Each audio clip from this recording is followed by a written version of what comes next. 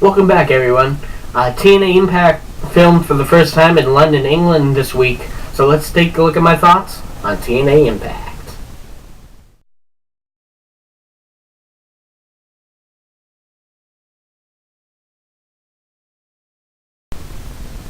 TNA Impact from February 2nd, 2012. Alright, TNA was in London for the first time taping Impact.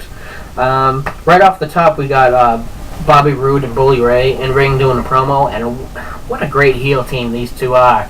I mean, they're kind of like a mishmash together. I thought Immortal was done, but Mike Tenay insisted later on in the show that Eric Bischoff and Gunner were part of Immortal.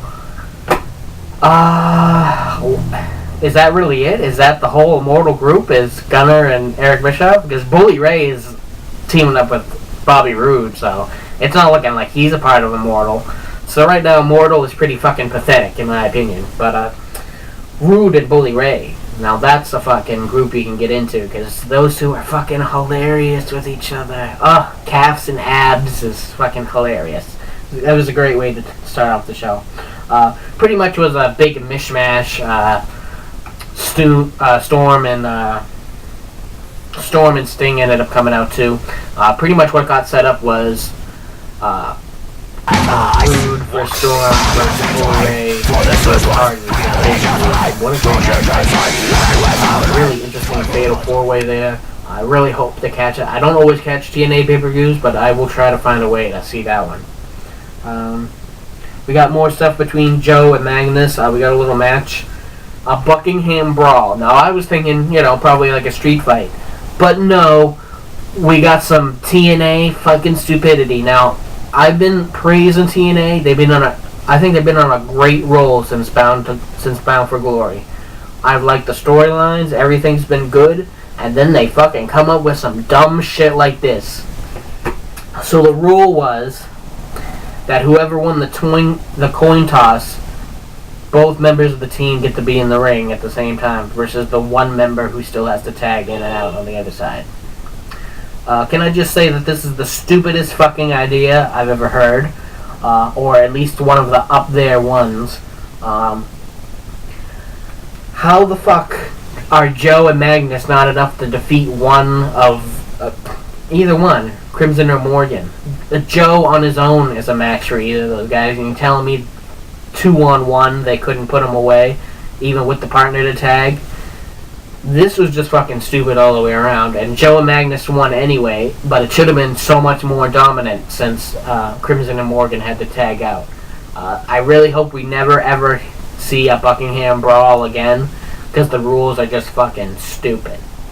But like I said, at least Joe and Magnus won. That was good, and hopefully they'll get a run with the tag straps somewhere in the future. We got a small segment with Eric Bischoff and Garrett Bischoff teasing the trainer reveal, and unfortunately they were also teasing the return of Hulk Hogan. And this is where I got worried that Hogan is the trainer, but we wouldn't find out till later in the show. Austin Aries versus local guy, I believe his name was Derek Haskins. They had a really good exhibition match with a sick finish. Haskins did the shooting star press, and of course, pretty much almost Brock-like, crashing face and chest first into the mat. Aries blasted him with the soccer kick right in the face, and then dumped him on his head with the brainbuster. If you don't watch anything else from TNA Impact this week, try to catch that match, and specifically the end of that match.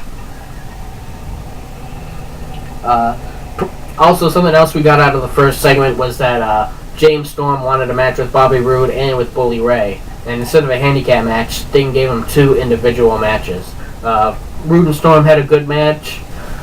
Bully Ray cost Storm the match, which would, of course, give them something to talk about in their match later. Overall, it was a good match. I wouldn't say pay-per-view quality, but pretty damn close. So if you're a fan of Storm and Roode, definitely go see that one. We also got a match between Gail Kim and Tara. They had a good back and forth contest. I'm really glad to see Tara get another push. I believe she is one of the best women's wrestlers in the world at any given time. And of course, Gail Kim is right up there with her. It's good to see some of the top level talent going back to the TNA women's division, seeing as WWE does not always give those type of opportunities anymore. Tara picked up the victory, which is good, of course, despite anything Madison Rayne could have tried. And I hope she gets a chance with the belt, too. I could see a decent back-and-forth feud between Gail Kim and Tara going on for a while. And if we could get Mickie James in there for a triple threat, then we'd really be in for a treat. We got the conclusion of the Hogan and the Bischoff and Bischoff feud. Well, not the end of it, but we got the reveal that Hulk Hogan is the trainer of Garrett Bischoff. Could not be more disappointed. This is the worst thing that could have happened, because I was enjoying the fact that this wasn't the main storyline on the show. I was enjoying the fact that Garrett and Eric Bischoff's feud, it was something that could simmer and build its way up to something important. But instead, they just fucking throw Hogan into it, and I really can't stand Hulk Hogan in any way, shape, or form. He did a lot for this business back in the day, cut really entertaining, intense promos. He sucks a dick in the ring, and I'm sick of fucking seeing his face. I will have a story one day for you guys of fully why I hate Hulk Hogan, but I really don't like that this storyline is now going to push this pretty much to the forefront of TNA, possibly. I'm hoping to be proved wrong on this one. I'm hoping TNA can prove me wrong that this Eric Bischoff versus Garrett Bischoff feud will not become the top story in TNA just because Hulk Hogan's in it now. So, hopefully this... I don't see it going away anytime soon, but I'm really not pleased that dragged the Hulkster into it. Then, of course, James Storm took on Bully Ray in the main event to wrap up the night's story. I thought they had a good match. I'm not really a fan of having a wrestler wrestle 2 matches in one night. I feel there's enough time in one wrestling program to showcase many people, and to have 2 people, I had to have the same wrestler wrestle 2 matches. 2 decent length matches in one night. Just seems like you're rushing the storyline. You're rushing 2 weeks worth of story in one show. I'm not usually a fan of it, but it wasn't too bad tonight because the interference Bully Ray did in the Bobby Roode versus Storm match added a little more story to the Bully Ray versus Storm match at the end of the night. Roode came to ringside to try to help Bully Ray, which of course brought out Sting, and they had shenanigans and whatnot. Storm ends up picking up the win in this one though, where he lost to Bobby Roode earlier. So trying to keep everybody even for the Fatal 4-Way. Overall, a not too bad episode of Impact. I personally don't care for the Hogan involvement in the Bischoff storyline. But the Fatal 4-Way that's leading up to Against All Odds, that should be a great story. Austin Aries versus Alex Shelley coming up for the pay-per-view. We didn't get anything from Alex Shelley on this episode, but that should be a great match for the pay-per-view, of course. And of course, Tara getting a title shot at the pay-per-view should be good too.